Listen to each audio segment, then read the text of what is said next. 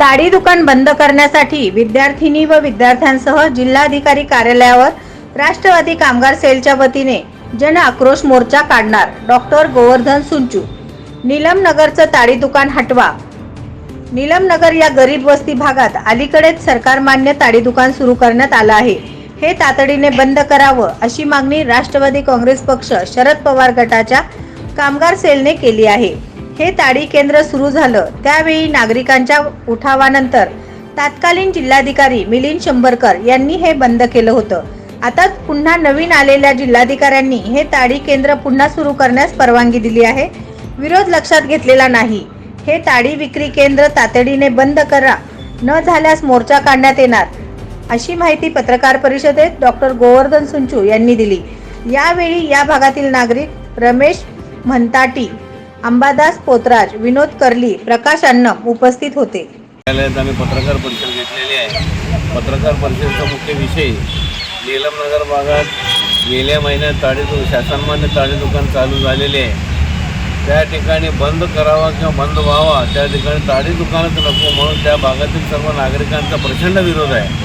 विरोध असताना देखील प्रशासनाने त्या ठिकाणी जबरदस्तीने ताडी दुकान लादलेले आहे। त्याच्या विरोधात मान्य जिल्हाधिकारी साहेब यांच्याकडे 2-3 वेळा निवेदन दिलेले आहे, तरीसुद्धा न्याय मिळाला नाही। त्याच्यानंतर त्या भागातील असंख्य कामगारांच्या वतीने जिल्हाधिकारी कार्यालय या ठिकाणी धरणे आंदोलन करण्यात आलेले आहे, तरीसुद्धा न्याय मिळाला नाही।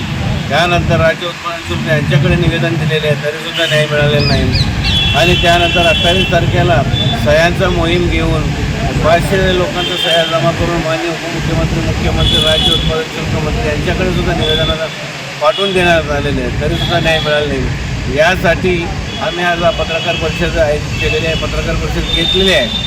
या पत्रकार परिषदेमध्ये आम्ही उल्लेख केलेले आहे की अनेक वेळा आम्ही न्याय मागणीचा प्रयत्न करतो आहे। त्या ठिकाणी बिडी कामगार आहेत आणि यंत्रमाग कामगार, बिडी कामगारांच्या मुली शिक्षणासाठी जात येत असतात, कॉलेजसाठी जात येत असतात, ते पर्यायीच रस्ता नाही आहे, त्या ठिकाणी जाऊन येऊ लागतो लोकांना।